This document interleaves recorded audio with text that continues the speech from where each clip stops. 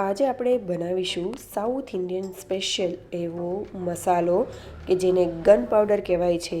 નામ જ એવું છે ગન પાવડર. જો સાંભળીને આશ્ચર્ય થયું ને, પણ ટેસ્ટ ગજબનો આવે છે. તમે આ મસાલો ઇડલી હોય, ઢોસા હોય, ઉત્તપમ હોય, થત્તે ઇડલી હોય, કોઈ પણ વસ્તુ સાથે સર્વ કરી શકો છો. બહુ ટેસ્ટી એવો લાગે છે અને સ્ટોર પણ કરી શકો છો. તો વિડીયોને એન્ડ સુધી જોતા રહેજો. તમારું સ્વાગત છે મારી ચેનલમાં અને આપ સૌને મારા જય શ્રી કૃષ્ણ. તો ચાલો શરૂ કરીએ આજની આ રેસીપી. તો સૌથી પહેલાં એક લોયું લઈ લેશું અને તેમાં મેં અડધો કપ જેટલી ચણાની દાળ લીધેલી છે. અહીંયા તમે કોઈ પણ એક વાટકીનું માપ સેટ કરી લો. જો તમારી પાસે આ રીતનું મેઝરિંગ કપ ન હોય તો, અને આગળનું જે માપ છે તે એ પ્રમાણે લેવું. તો હવે આપણે આ ચણા દાળને થોડી વાર માટે રોસ્ટ કરીશું. થોડી એવી ગરમ થવા લાગે ત્યાં સુધી આપણે કરીશું. અને ત્યારબાદ તેમાં આપણે 1/3 કપ જેટલું અડદની દાળ એડ કરીશું. અહીંયા તમે જે ફોતરા વગરના આખા અડદ હોય તે પણ 1/3 કપ જેટલા એડ કરી શકો છો. અને ઘણા લોકો આ ચણાની દાળ અને અડદને સાથે રોસ્ટ કરતા હોય છે, પણ મેં થોડી વાર પછી એડ કરેલી છે અડદની દાળને. બહુ સરસ એવી બંને વસ્તુ સરસ એવી થઈ જશે, કારણ કે અડદની દાળ જે છે તે થોડી નાની એવી છે એટલા માટે. હવે તેને આપણે કન્ટિન્યુઅસલી ચલાવતા રહીશું અને એકદમ સરસ એવું લો ફ્લેમ ઉપર જ તેનો કલર ચેન્જ થાય અને સરસ એવી થઈ જાય ત્યાં સુધી કરીશું. બહુ વધારે ડાર્ક કલર નથી કરવાનો કે ન કાચી રહે એવું કરવાનું છે. સરસ એવી શેકાઈ જાય અને એરોમેટિક થવા લાગે ત્યાં સુધી આપણે કરી લેશું. તો આપણી બંને દાળ સરસ એવી થઈ ગઈ છે, ગોલ્ડન બ્રાઉન કલરની થઈ ગઈ છે. તો હવે તેને આપણે કાઢી લેશું એક ડીશમાં.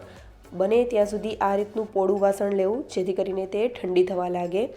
હવે એ જ લોયામાં આપણે બીજા મસાલા એડ કરીશું. તો 1 ટેબલ સ્પૂન જેટલા આખા ધાણા, જે 1 ટેબલ સ્પૂન મતલબ મોટી એવી ચમચી જે હોય એ ચમચીના માપથી ધાણા લેવાના છે.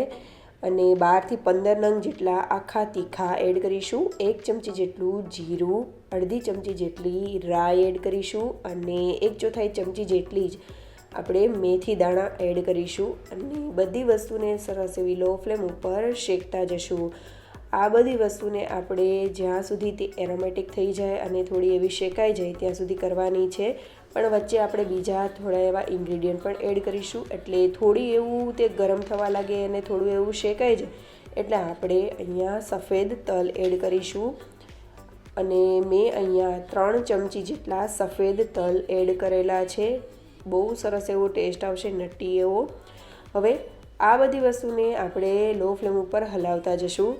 અને થોડું એવું જ પહેલાં જે મસાલા એડ કરેલા છે તે થોડા એવા શેકાય એટલે આ બધી વસ્તુ આપણે એડ કરતા જશું. એટલે હારે બધી વસ્તુ આપણી સરસ એવી શેકાતી જાય.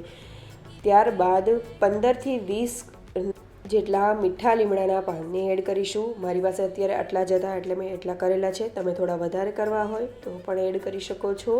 1 મોટી ચમચી જેટલું મીઠું એડ કરીશું. અને હવે બધી વસ્તુને સરસ એવી રોસ્ટ કરીશું. થોડી વાર થશે એટલે મીઠા લીમડાના પાન સરસ એવા ક્રિસ્પી થઈ જશે.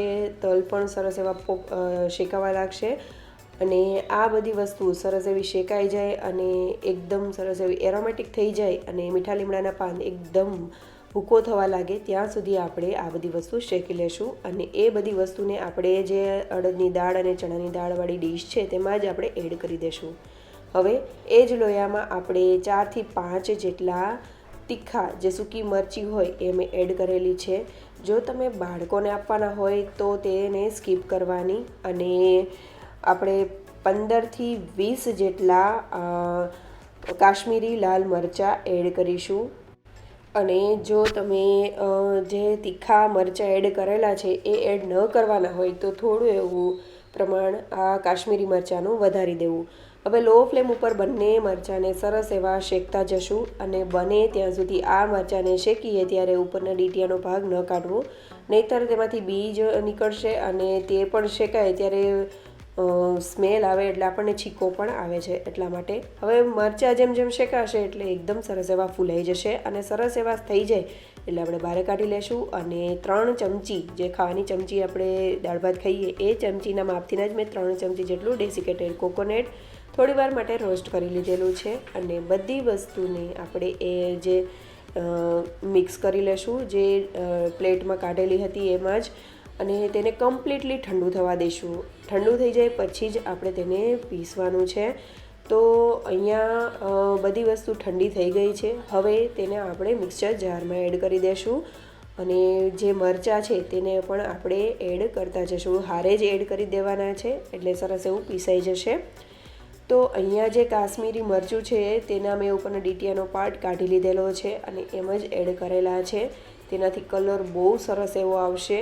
અને અહીંયા જો મોટા લોકો આ જે પાવડર છે તે ખાવાના હોય તો તમે ચોક્કસથી જે લાલ તીખા મરચાં છે તે એડ કરજો, કારણ કે આનું નામ જ ગન પાવડર છે, એટલે કે આ થોડો સ્પાઇસી હોય છે બટ ખાવામાં બહુ મજા આવે છે. સાઉથ ઇન્ડિયન લોકો જરૂરથી આ ખાતા હોય છે. જો તમે ક્યારેય પણ ઢોસા ઉપર કે એવું કંઈ નાખતા જોયા હોય તો તમને ખ્યાલ હશે.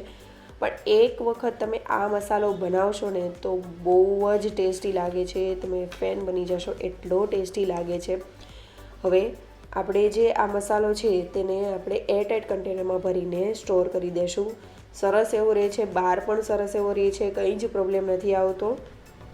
જ્યારે પણ તમે ઇડલી બનાવો, બાળકોને લંચ બોક્સમાં ઇડલી આપતા હોય ત્યારે પણ તમે આ જે મસાલો છે તેને ઉપરથી સર્વ કરી શકો છો, અથવા તો વઘારેલી જ્યારે આપણે ઇડલી બનાવીએ તો ત્યારે પણ તમે તેમાં આ મસાલો એડ કરી શકો છો. બહુ સરસ એવો ટેસ્ટ આવે છે. એક વખત જરૂરથી બનાવજો. અને ટ્રેડિશનલી જ્યારે પણ આ પોળી મસાલો, અને પોળી મસાલો પણ કહેવાય છે અને ગન પાવડર પણ કહેવાય છે. તો આ પોળી મસાલો જે છે જ્યારે તમે ઇડલી ઉપર સર્વ કરો ત્યારે તેની ઉપર ટ્રેડિશનલી તેની ઉપર ઘી, મેલ્ટેડ ઘી એડ કરવાનું હોય છે. તો તેની સાથે લોકો ખાતા હોય છે. તમને એક વખત જરૂરથી ટ્રાય કરજો. બંનેનું કોમ્બિનેશન બહુ સારું લાગે છે ઇડલી સાથે. અને આ મસાલાને તમે ઢોસા જ્યારે બનાવો તેની ઉપર પણ તમે સર્વ કરી શકો છો. ઉત્તપમમાં પણ ઉપર સ્પ્રિંકલ કરી શકો છો. તમને જે રીતે ભાવતું હોય એ રીતે કરજો. એક વખત જરૂરથી ટ્રાય કરજો. આ મસાલો બનાવવો બહુ જ સિમ્પલ છે. એક વખત કરીને સ્ટોર પણ કરી શકો છો. તો આજની મારી આ રેસીપી તમને કેવી લાગી એ મને કમેન્ટ કરીને જરૂરથી જણાવજો. અને સારી લાગી હોય તો લાઇક, શેર અને સબસ્ક્રાઈબ કરજો. Thank you for watching.